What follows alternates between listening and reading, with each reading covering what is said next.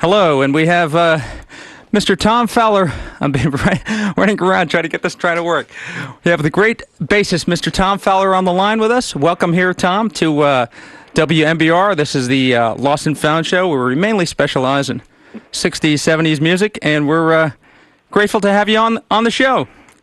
Lost is right. Hey, you found me. I can't believe it. That's amazing. Indeed. Well, and thank you for the CDs that you sent us. We just heard You Made Up Your Mind and You'll Take Me Back. Well, we heard really? Yep, we heard part of it from the Tom Fowler interface. Cool. And we appreciate you sending those along. We'll talk about those in a second. Let's go back and do some history lessons and talk about the past, present, and future. Okay, cool. As they say. Anyway, you come from a very musical family. Who was the first in your family to play an instrument? Trombone, Bruce, when he was, I think, 6. He's the older by 2 years than Steve. Steve passed about 2 years ago. And then there's me, and then there's Walt, who's like 3 years younger than me, and Ed, who's 2 years younger than Walt. Much to my mom's horror, but that's another story. Okay. Anywho, Bruce was a trombone player, and then eventually he became a big film guy. You know about that? No. Tell me more about that. He's one of the top film orchestrators in the world. Like he does all the Hans Zimmer stuff, for instance, and a bunch of guys, a bunch of important movies. He's had like 3 of the top 5 one time. I remember at the same time. Wow. And so that's a big deal, and he makes a lot of dough, and it's a big, because it's the last thing, it's a big high-pressure thing. Walt does a lot of that, too, but Walt's on the road with James Taylor right now playing trumpet. Oh, really? I did not know that. Yep. How long has Walt been with James Taylor? Years. Okay. He was with him when Ray Charles was still alive. I know that because we arranged to have James come over and sing a duet song with Ray on his last record. Great. Using that, yeah, it was a good con. That was cool. Anywho, I bet you want to know about the old days. Oh yeah, we'll talk about the old. And so what made you want to pick up the bass? I picked up the violin first because somebody else wanted me to pick it up, namely dear old Dad, and it was a great instrument, and it was, it was heightened. I mean, you could play more in tune with it because it wasn't tempered. You know what I'm talking about? You know how the pitches are divided evenly. Oh yeah, you had exact. I shall had we say perfect pitch, really perfect. And then when I started playing electric bass, it just drove me nuts for a long time because none of it's in tune. It's an average. But if you really listen to it, it's all out of tune a little bit. And I could hear well enough to hear that. Eventually, that got squashed, unfortunately. I played violin some, and then I played violin for a while, and then I started playing upright bass for a while, and then I heard Jimi Hendrix, and that was kind of ear-opening for me. There weren't that many artists in those days that even got recorded because there weren't that many 24-track studios, and getting in one, you had to be on a label, and just getting heard was pretty darn difficult, you know what I mean? Mm-hmm. There were 3 in the Bay Area when I was up there. I was in a group called It's a Beautiful Day in '72. Have you ever heard of them? Oh yeah, we played some stuff from the Carnegie Hall album and the closing of the Fillmore from '71. Oh, okay. The Carnegie Hall album I'm on. Yeah, what do you remember about? I guess you practiced enough to get to Carnegie Hall. Yep. I've only been there once. And that was it. Well, yeah, unfortunately for us, the opening act was John McLaughlin. Have you ever heard of him? Of course. Oh, yeah, Mahavishnu. Okay, yep. It was Mahavishnu, and no one had ever heard him. It was one of their first gigs. So they were open for us. Can you imagine? And but the thing was, we were recording a live album, the one you played. So, yep. Half the guys left before we started recording, if I recall. Because they came to see McLaughlin, I got you. He was so hot, and then he was just so hot. It was so frightening. The guys in the band were just like stunned, wandering around, crazy. Zombies. What the hell is that? And plus, nobody really knew anything about odd meters. I knew a little bit about it, so I kind of figured out what they were. But when you hear those odd structures and all that, and you're just a rock and roll band, you don't know what the heck they're doing. It's just like put on Mars. Sure. And recording a live album. That's my story. So, what was I going to say? So, how did David LaFlame like Jerry Goodwin? Wow. I don't know. I don't remember him commenting. I gave him a Jean-Luc record when I joined the band. And I don't know if he liked that either. That was when Jean-Luc was playing with Frank. He did that record called King Kong. Okay, yep. Anyway, that was a cool thing back then. You could see how limited it was. There was hardly any music because there was hardly any studios, and it was just really politically impossible to get recorded in a really good place. You could have your four-track T-Ax and bounce a bunch of tracks together and have something that hissed like crazy. But as far as having something that was sellable, it was tough. So Tom, how did you first get hooked up with playing with It's a Beautiful Day? Yep. I grew up in Salt Lake City, and David's father got killed in an auto accident, I think it was. I was playing at this party, so after the funeral, the band was already formed. I didn't know about him or anything, but he just happened to come to this party I was playing at. And he saw me, and then they just asked me to go play. I was kind of like green, like 18 or just turned 18 or was 17 or something like that. And it was kind of like hardcore, boy. Was it San Francisco in those days? That's where we went. It was really hardcore, and I was kind of like ill-prepared, if you know what I mean. So let that be a lesson to all you young people. Anyway, I survived. Not many did. Do you remember hanging out with any other Frisco bands at the time, like the Dead or the Airplane, or?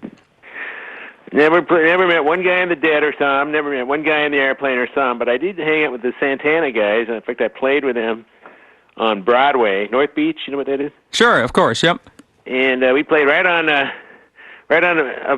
next to the stripper clubs in this place, and it was a guy named Louis Skaska, a trumpet player. I know Louis Skaska. Sure. Yep. And then all the guys from like Shreve was playing drums, and the Coke Escovedo and Pete Escovedo. God rest. And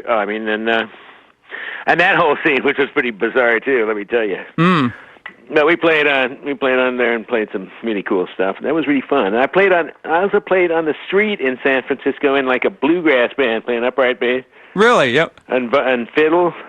Wow. And it was actually pretty cool. Yeah, it was wild in those days. First I was in It's a Beautiful Day for a while. Then we had a falling out. And then, but I stuck around, and I had a kid, and we lived in San Francisco for a while, and then all of a sudden I got a call from Frank Zappa, and I went down there. So, what was I going to say before we get into how you joined Frank's band? What do you remember about playing the closing of the Fillmore West? Didn't play it. You were not on you did not play on the closing of the Fillmore West? No. That was right before me. What was that guy's name? That was the original band. Don't forget, I was a sub for the original bass player. Okay. And sorry about that. I hope I didn't destroy it. Now I'm out of questions. No, just kidding. So which begs the next question. How did you end up hooking up with Frank? So Bruce was playing with Frank in a horn band. That was really cool. Mm-hmm. The Grand Wazoo band. Yeah, sure. Or the Mini Wazoo or whatever they called it. The Petite Wazoo, yep. Yeah, Petite Wazoo. Cool, hey? Anywho, I had sort of given up bass, and I'd gone back to violin, so I just quit playing bass. I was taking classical violin lessons from this guy up there who was good. And he was a great pianist, and so he would play piano, and I'd play violin, and we were doing concertos. It was really fun, and all of a sudden Bruce calls me and says, they need a bass player. And I hadn't played. So I actually wasn't prepared. But I went down there, and I guess he had just been through a bunch of bass players, and he was kind of sick of looking or something. So he just took me. He could tell that they tried stuff I could learn. I might not have been a better player than any of the other guys, but I could learn. I could learn pretty fast, and that's basically what I actually heard later, that's what they based it on, that they thought I could learn faster. than some of the other contenders. Plus, I was Bruce's brother. That probably helped too. What tunes or what did you end up doing in the audition? Did you end up just jamming, or it was kind of like jamming and jamming in a couple of odd meters? And boy, you're asking a lot, dude, for me to go back that far. I remember what he looked like. Did that help? But well, you know, it's what we do here. Anyway, hopefully your long-term memory is intact. What was I going to say? So what were the? Do you remember the first tunes you ended up learning from the Zappa catalog? Well, we did. I think we started doing stuff like Big Swifty, real slow. Okay. Do you know all these songs? Sure. We kind of do what we did. You know, I'm in this band called the Grandmothers, right? Yes, yes. We shall be talking about the group. What we're doing in the book now is kind of the same stuff that I started with them. The first record I did with Frank was the one where Herb Cohen is coming out of the ground. Overnight Sensation. Overnight Sensation, yep. Yeah, okay. I think those songs that are on there are kind of like the first ones I learned. Okay. And with a couple of other tunes that we played that were sort of like formulating in his brain. You know, how sometimes you write a whole song and sometimes you just write maybe 8 bars or something that's not a whole song. It needs another movement or it needs another part or some resolving part or something. You know, it just needs body. It needs change, and so I can go back to it. Maybe it needs more themes. You know what I mean? Sure, sure. So he would have all these snippets lying around, and then we'd learn them, and then eventually he'd stick them together, and there'd be a song. Mm. That's one way he'd do it, or he'd just sit there and write a whole song. He'd get onto a tangent of something, or he'd notice something and then clarify it by writing a song. Did he? You know what I mean? Did he? I heard sometimes that in rehearsals that bands would learn an entire arrangement and go home and really bust their butt trying to learn the arrangement, and the next day Frank would change it entirely. Yeah. Did that used to happen? It's called evolution. Okay. Well, what I would say in our band in particular, that sounds like something that might have been happening in a band I wasn't in. Okay. Yep. But a variation of that is what was happening in my band, and that in the bands I was with Frank, and that was that he would write a song, and then we just play it, and as we played it, we would just be cracking up about a bunch of crazy stuff, and then the next day that would appear in the lyric of the song. The verbal stuff that would happen, right? Sure. So jokes, funny stuff like I think the main one of all of those might be. Did a vehicle come from somewhere out there? All the crazy stuff that's in that, not the lyric itself, but everything else. And Inca Roads? In Inca Roads, correct. And how you got Inca Roads from what I just sang to you is amazing. Well, I'm a Zappa nut. What speaking of Overnight Sensation, what kind of a guy was Ricky Lancelotti? Ricky Lancelotti. The thing I remember most about him was him getting blackmailed on the tarmac right before we went on tour to accept some deal or something. And he didn't do it, and he didn't go on the tour. So basically, he just came in and sang one song, right? He was on 50-50 and Zombie Wolf. Okay, 2 of them. I think he's a guy... Nappy is the guy that Frank eventually landed on as far as having a lead singer, because I don't think... Frank wanted to be the lead singer and do all the other stuff he was doing, you know. Just too much work. Sure. And get a real crooner. So he got Nappy, who had a really good range and really good ability to learn. You know, it's really hard to find singers that can sing complex stuff. Sure.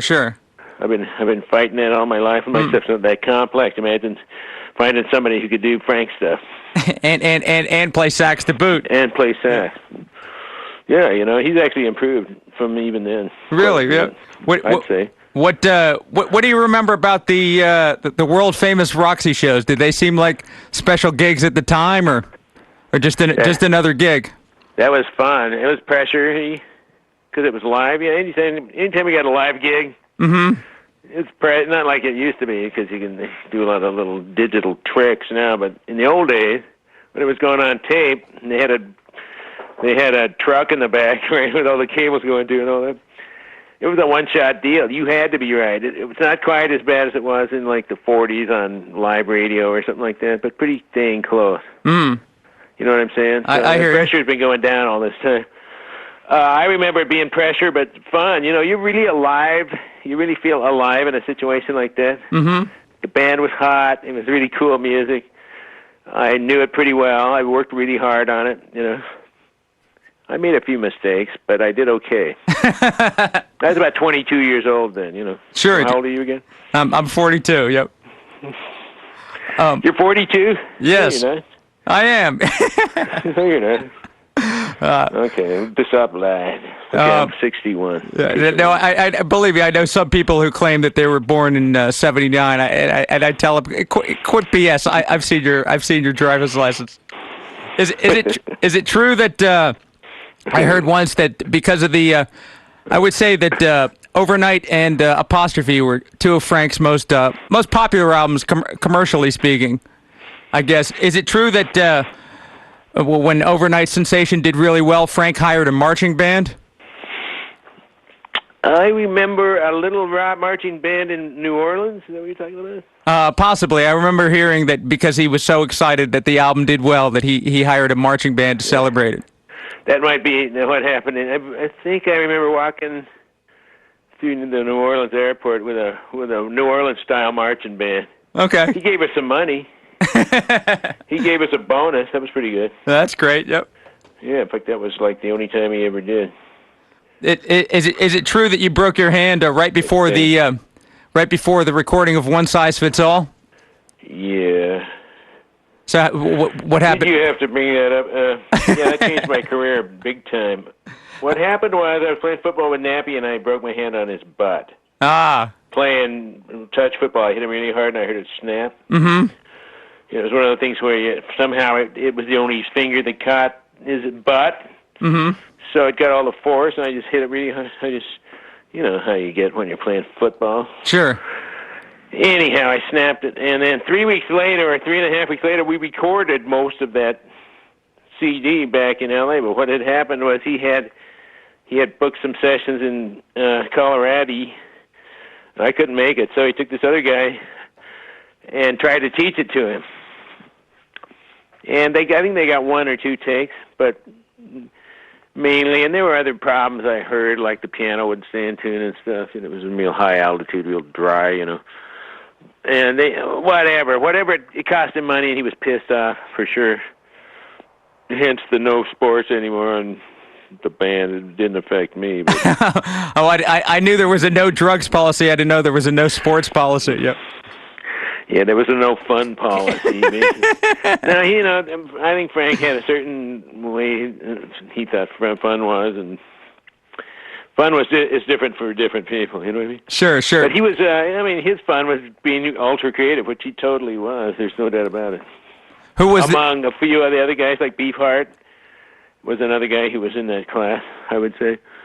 Maybe not the same skill set, but in the class of being a constantly coming up with new stuff, painting, writing, music, poetry, thoughts. Was the bass player that you mentioned, did any of those cuts actually make it onto One Size Fits All? I'm pretty sure one did. I don't know. See, the funny thing about all this, after that, everything fell apart. Chester left, and when Chester left, everything just fell apart. Okay. But it was a falling apart anyway, because right there was a divergence of music, and it was like funk versus fusion. Mm-hmm. Right there. And then there was a funk fusion. And that was kind of like what Return to Forever started doing for briefly. Sure. And I don't know, that guys just wanted to go into... So I think basically that's when George Duke was born. Out of the ashes of my touch football fuck up. Can you believe that? You can bleep that out, I hope. Well, I guess it's too late now. So what kind of a guy was Beefheart to work with? Jimmy Carl said he's the only guy he ever met that never slept. That's what Jimmy used to say about him. I'll tell you my story. I don't know how many people I've told this to, but we were in Stockholm, and I was playing bass with Luc Ponty, and my brother was playing bass with Beefheart, air bass, which is trombone bass. Mm-hmm. So we were the two bass players on the tour, and we were in the Stockholm, and I guess his room was on the second floor or something. So he just, for some reason, he just sat down by the elevator on the second floor, and we were there for like 3 days. He just sat there and started smoking. I think he smoked Camels or Pall Malls or Players, something like that. Mm-hmm. A non-filter type. Yep.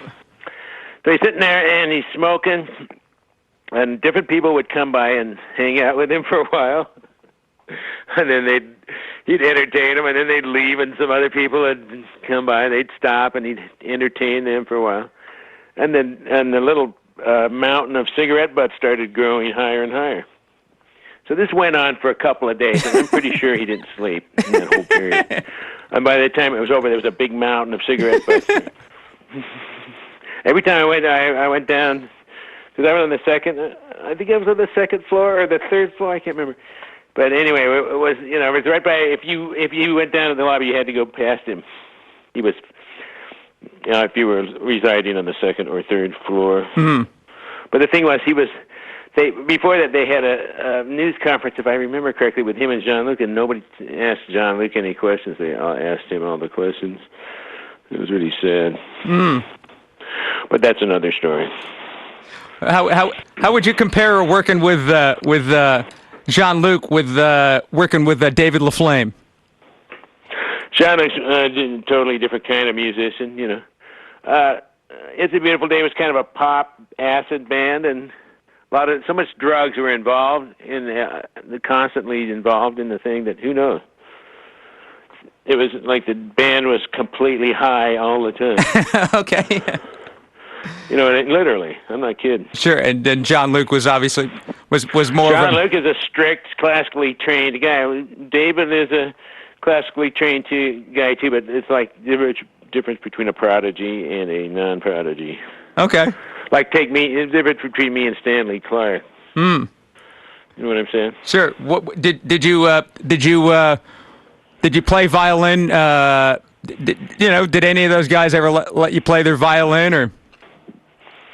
And did you? Who wants to? Yeah, I think I played his Barkasberry, Jean-Luc's Barkasberry. Seems to me he had a tenor one that was like tuned like a viola or something, or maybe an octave lower or something. There was something. It was lower. I don't know if it was like a fifth lower or what the deal was. But anyway, we played duets. I played 2 songs on violin. Oh, great. When I was with him, and They didn't make the record though. Hmm. He played both parts on the record, so that shows you how much he liked my violin playing. But it turns out I should have stuck with it. Okay. Because I still play it occasionally, Mm-hmm. And I wish I could play it. I really do. Did you? There's just stuff you can do on it. It's really easy to speed up and slow down on it, for one thing. Like if you do phrases. That's like the last frontier of phrasing in a solo or something. You know what I mean? Mm-hmm. Sure. So you have a certain amount of space, and you can start with triplets and end up with quintuplets, say, but gradually change from one to the other. Sure. You know what I mean? That's one thing. And another thing is you've got so much range, you can sort of answer yourself. Mm. There's a ton of stuff you can do. I really wish I'd have stuck with it. I see that you played it on the CDs you sent me. That there was some of you playing violin on it. When did you when did you pick it back up? I picked it up for about a half hour before the sessions. I just did the session at my house on my computer. I built the computer. I did everything. See, I've got this. Not to feel sorry for myself or anything, but I've had these health problems. Mm-hmm. And one of them was a meningioma, cervical meningioma, which smashes your brainstem. It's a tumor that grows in the upper spine, lower brain, and it smashes your brainstem. Mm-hmm. So it's kind of hard to play violin with it there. It's been there for most of my life. I didn't know it, but I had symptoms from it. Mm-hmm. So that's why I quit playing violin. It hurt. Okay. Play violin, but I didn't know why. MRI with contrast is the only way you can see it. So I was getting all these CAT scans, and they couldn't see it, Anyway, it's growing back. Now I just had it zapped, and I had 2 operations. I had it zapped. In January, I'm hoping I used a photon accelerator. You're from MIT, right? No, I just come in and use their radio station. Yeah. Well, tell those guys. Oh, you know what? My daughter goes to Wellesley. She's a junior. Wellesley, Mass. Yeah, sure. Yeah, well, let us know when you're coming to town. To see her graduate next year. Nice. Yeah, I'd like to come with the band though, and I don't think we're not booked. We've done two. We're starting on a U.S. tour next on the 26th. Yeah. In Oakland, and we're driving all the way to Syracuse. But no plans with the Grandmothers to come up to New England? To Beantown, no. Which really is a drag because I'd love to see hang out with my daughter. She let her see me play. I don't think she ever has. Well, who can we get on to make that happen? Yep. It'd be great. I saw the show in Connecticut. Speaking of that's right. You how did the speaking of pre Grandmothers Zappa's bands before we get into other venues, how did the band from Utopia come about? No, that was what I think what happened was they got we did the first two gigs we did were the Stuttgart Jazz Festival, and I think that sprang from there, and we did a festival in Cologne. So we went over there. We did a couple of rehearsals in L.A., and then we flew over there, and there was a deal where we would play the show, do a DVD of it, and a CD of it. Okay. Live. So the band was formed to do that gig, if I'm correct, and I'm not sure I am because I kind of came in late. Mm-hmm. Because Arthur Barrow was the original guy, and so he and I split. I played violin in that horribly too. Mm. But me and Arthur Barrow, you know who he is, right? Sure. He could play guitar, so I played violin in the first part of the show, and then he played bass, and then he switched to guitar, and I played bass in the second part of the show. We had two drummers. Chad Wackerman was one of them. Yep. So it was some festival commissioned the idea of getting a bunch of old Zappa alumni back together and. Yeah, something like that. I think it was just for that gig, but then we did a record after that. Mm. And did you ever hear it? No, I never heard the record, but I remember seeing you guys downstairs at the Middle East. You were at the Middle East? Oh, yeah. In Cambridge, right. and that's when I remember the very first time when Ike told me that Frank told him that he was going to die soon and to go out there and play my music, which has been a source of controversy for people that want to play Frank's music versus the family, I guess. The family, and what family? Maybe you mean the mafia of music? No, the family meaning Gail and her lawyers. Yep. Yes, the mafia of music. That's what I thought. Well, I have had absolutely no connection of any kind with those guys. I don't know anything about them. Mm.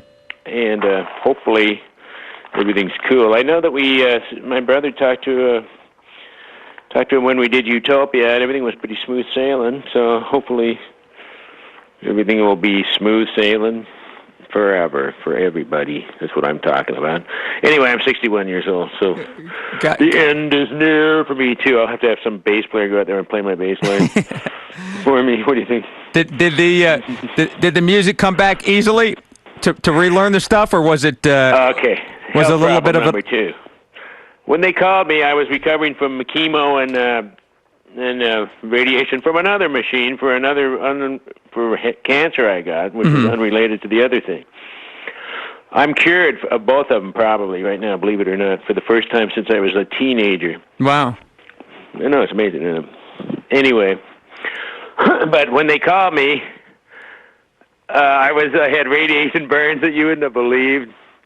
And chemo is no fun, believe me. So I'm sitting there and and I've got this other condition that makes your legs swell out. I didn't even know if I was going to be able to walk. So I said, sure, I'll do it. Mm-hmm. And it sort of helped me get back to normal, and I'm pretty close to normal right now. So it was actually probably the best thing that ever happened to me because it forced me to learn the songs while I was sick. Mm. And it forced me to do something every day, and the other thing was I couldn't make calluses on my fingertips. Yep. So it was painful as hell, Sure. It sort of, but in the way the pain and everything else sort of forced me to sort of take another look at the ways of the ways to play that were the easiest on the aging body and stuff, you know what I mean? And how to avoid arthritis, that kind of stuff. So, you know, in a lot of ways, I'm actually better off because all that stupid stuff that happened to me now and this gig than I've been in years and years, at least since Ray Charles died. Tell me about how you hooked up with Ray Charles. Oh God, here's another one. We had a restaurant, and I had my brain disease, my brain tumor had progressed to the point where I couldn't play very well. But I could sort of play, and we basically were in the restaurant business, me and my wife. And we had one in downtown L.A., 6th and New Hampshire, which is right by us, is right across the street from where the Ray Charles Band Hotel was. Now, most of the guys in the Ray Charles Band don't live in L.A., but they happen to be in L.A., which is where Ray was, auditioning bass players. So we had this Thai restaurant, and the drummer and the guitar player were sitting there, and my wife goes over and says, "Can I get you anything else?" And they said, "Yeah, a bass player." No barking. Anyway, sorry about that. Arf, she said, yep. Yeah. Bad arfing by you. Okay, that's good. I've got to move. Okay, yeah. Okay, what kind of dog do you think that is? A loud one, I don't know. A loud and cute one, yep. It's cute, all right, but what type?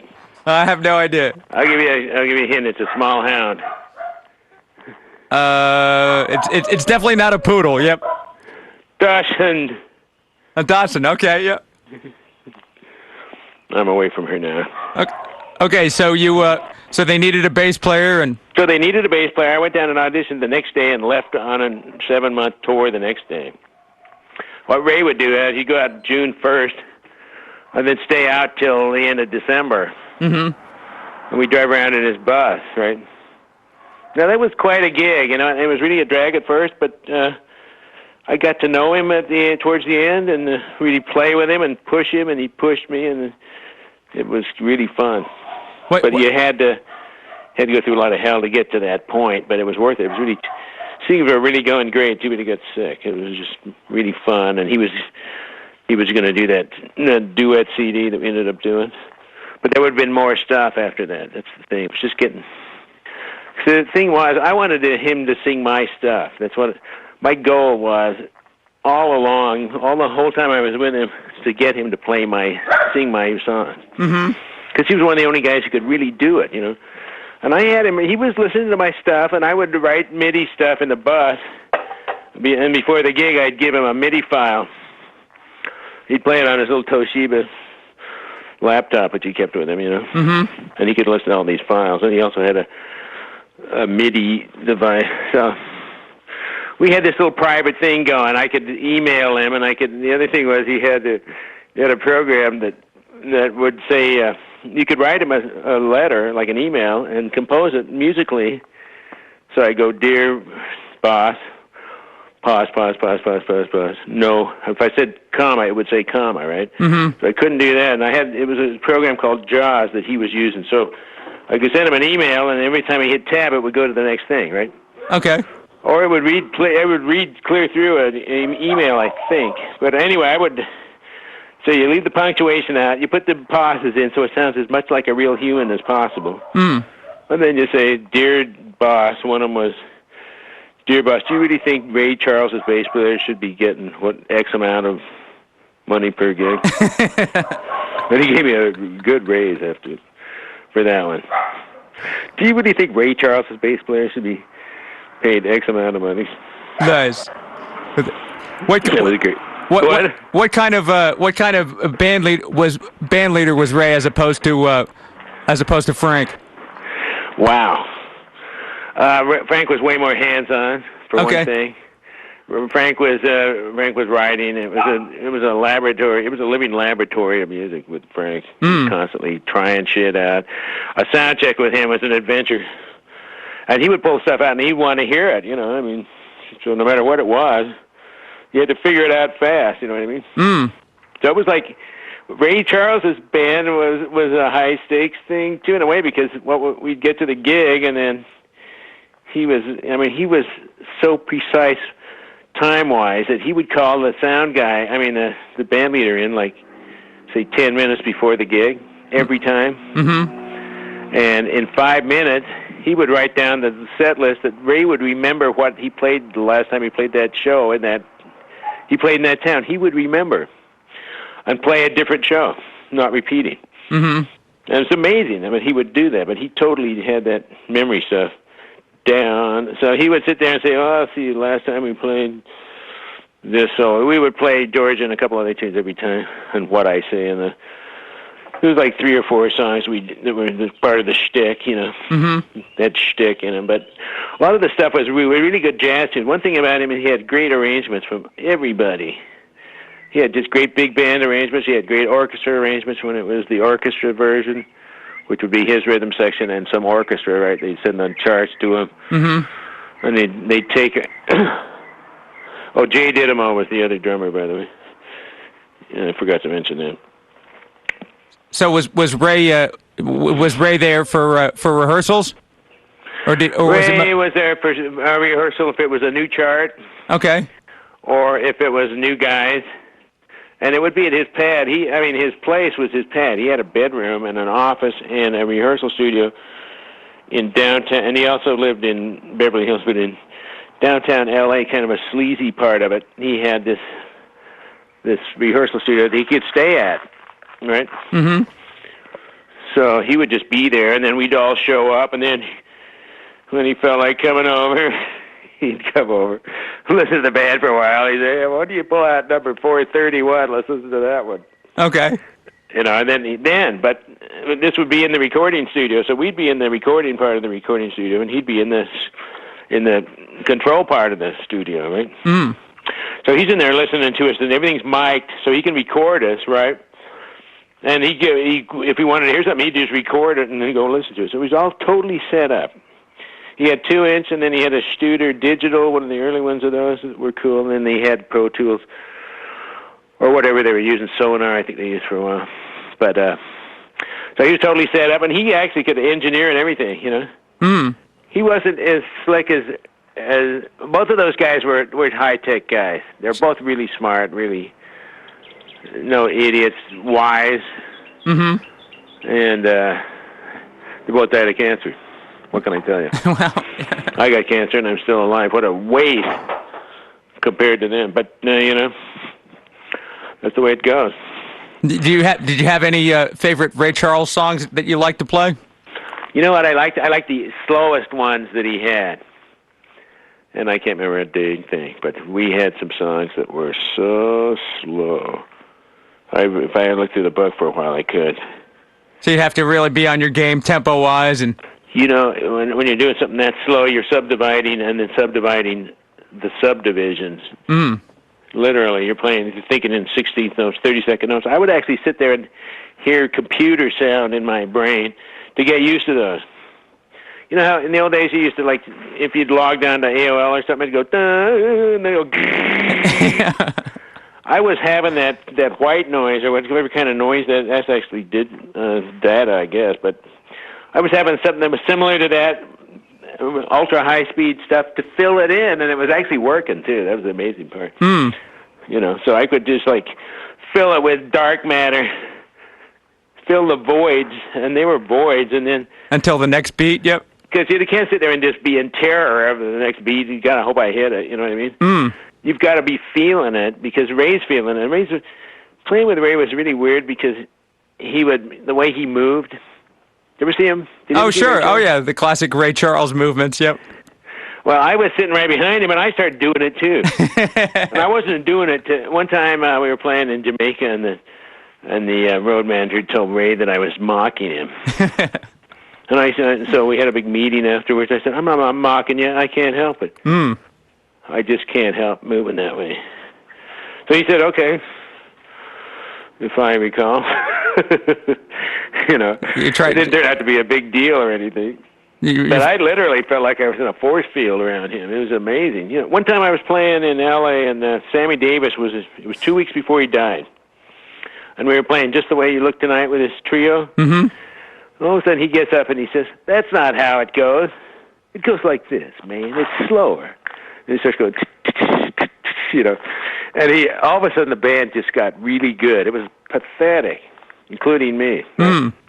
We were wearing white tuxedos in a dinner club. Who said that's not the way it goes? Sammy? Sammy comes up on stage and he says, and besides, it's in D flat or whatever it was. And so he switched keys and he sings it with us. And it was one of the greatest experiences of my life. And then he went back and sat down and died 2 weeks later. Wow, yeah. But that was another time that I felt that Star Warsian tractor ray coming from these guys, Mm-hmm. It's a real thing. It's a tangible thing. Sure, sure. It's amazing. It's amazing what happens to other musicians. They just get so much better. Yeah, you got to love a guy who could feel it. He could feel it so strong that we could all feel it emanating from him. I'm not kidding him. And Ray was that way too. And Ray would throw you curves because Ray was doing two things at a time when he was singing. Mm-hmm.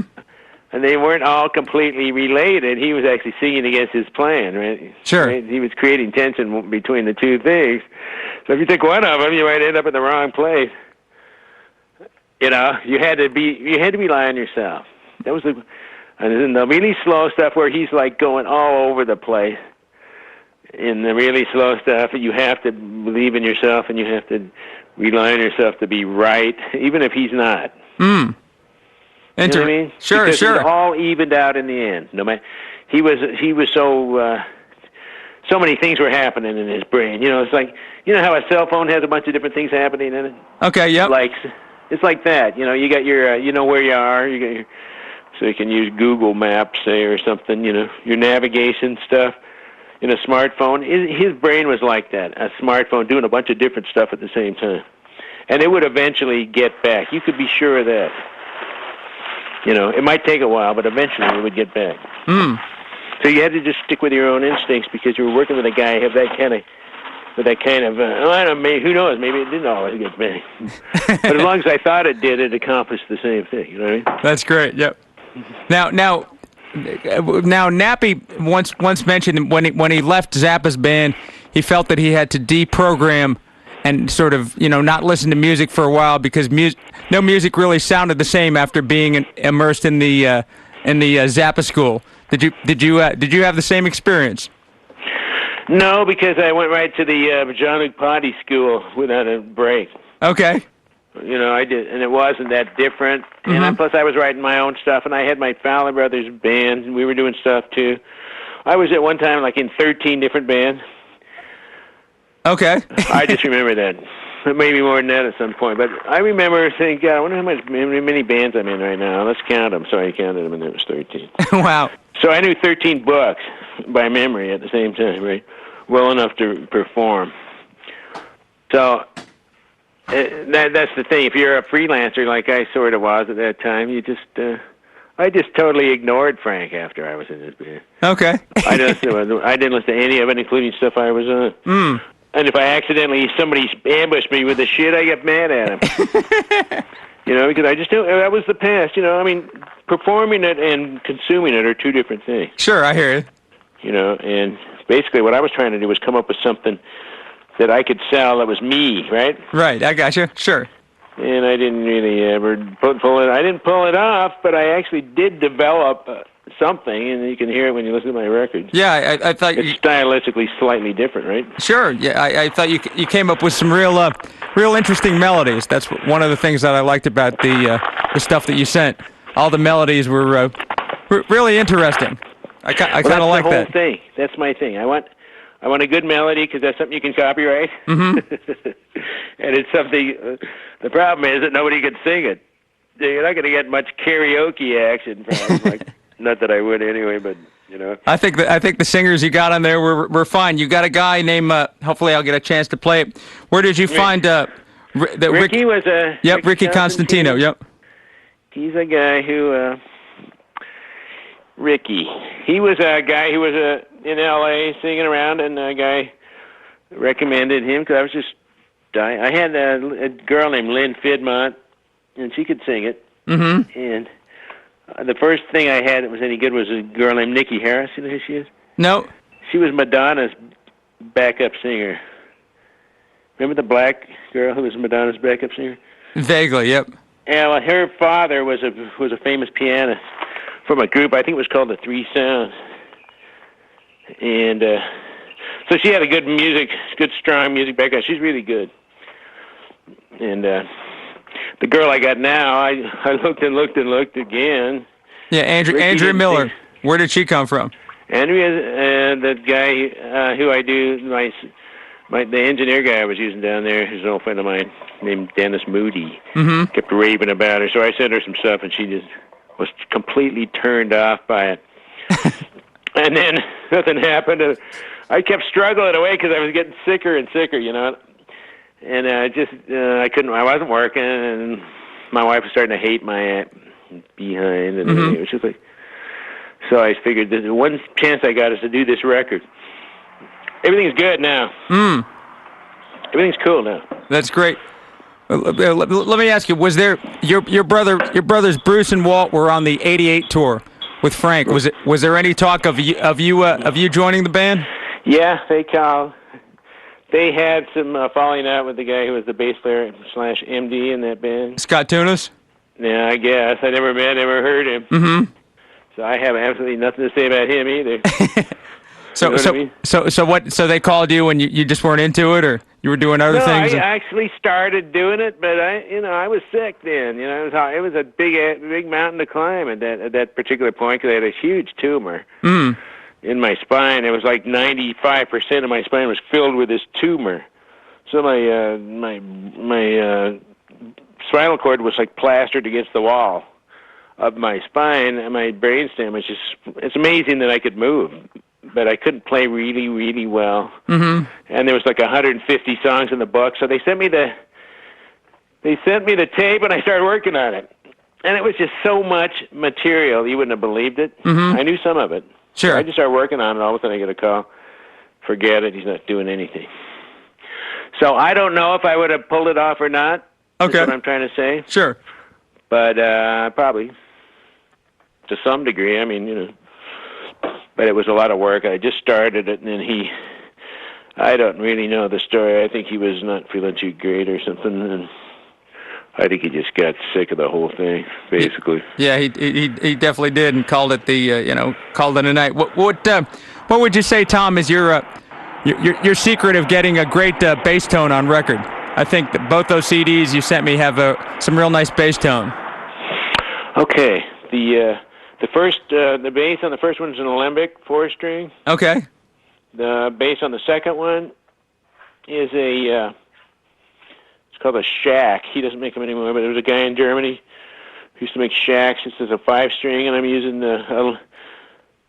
Tomastic electric bass strings, which are very expensive but worth it, in my opinion.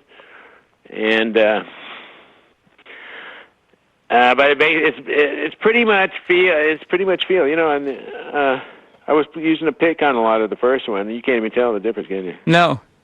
Did you start off playing with a pick, or? No, I started playing upright first before I played electric, and I played 2-finger like on upright. Okay.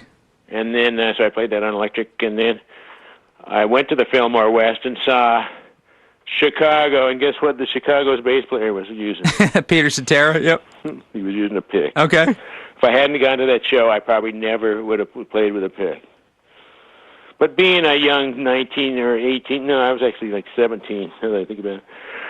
I just went over there and I saw him, and I said, that's a good band. And that was cool because a pick has got attributes of evenness. So the evenness of a pick, and also it's kind of similar to bowing as far as muscular stuff. And I had been bowing for years, so it actually was easy to play with a pick for me, probably compared to some bass players, right? Because you don't play with it. You don't think you... So I picked it up again, and I'm working on it again, and it's not automatic. I have to work on it. It's pretty hard. But I'm doing it again, and because it's just for stuff like we're doing cheapness, right? If you want to articulate it like that, pick's the best. Okay. You know, and I'm blending. What I want to do is I want my notes to be the same length and with the same ending and same beginning of guys that I'm in unison with, or close enough so that it sounds like a section. You know what I mean? Sure. So I just find that just for all the things, the evenness, the articulation, and just also being able to play fast things even, it's better. But it's not better for jazz. It's almost impossible to play jazz with a pick. I can't believe how hard that is to get that triplet feel, because it's just an straight eighth type thing, because you're doing up, down. You're not going up somewhere, down somewhere. You know what I mean? So it's just that's what anything that's like that, even eighth, 16th notes, quarter notes, anything like that is picks really good to have. I play with my thumb some. I'm not the greatest with it, but there's a couple places where we got to play funk, so I'm playing it with the thumb. And I'm working on that because I want to be able. I pretty much had to let everything go until say October of last year, and I wasn't even sure I was ever going to play again. And then these guys called me up, and I started working on it, and got to where I am right now. Well, we're definitely glad you have. Did you feel you had an easier time sort of recalling the material this time than with the band from Utopia? You know, the band from Utopia played stuff I didn't know from the later band. Okay, yep. Like the 88 band. We did stuff like Outside Now. Maybe you know that one? Sure, yep. And that's an easy one. But and plus I had to learn bebop tango on violin, so I'd never done that. Sure, I didn't need the bass part. That was pretty easy, but the violin part. That's not easy. Because it's way the hell up there. So I got these big fat bass playing fingers. And they're supposed to be, and they're up in the positions where they got to be thin. So you got to like fudge, move your whole hand a little bit to be in tune. It's just a nightmare. Okay. You can't really play both. But you can play low down and you can do all the other stuff. I'm still going to play more violin. Come here. So I've got 8 dogs, all different kinds. Rescues mostly. Oh, God bless you. And one final question, Tom. And that would be the eternal question. What was Zappa really like? Did he fly into a rage, and did he really take a crap on the stage? Yeah. And munch it. Now that's a good. I wish I had an eternal answer for you on that one.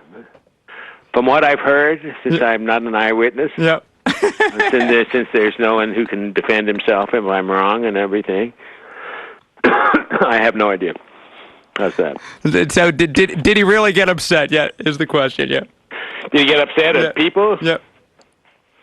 He got upset at me for breaking my hand, but that's about the only time we interacted almost none. I was just a kid, you know, I was like 20-something. Sure. He thought I was too young to really take seriously, I got a feeling, and he's probably right. But whatever.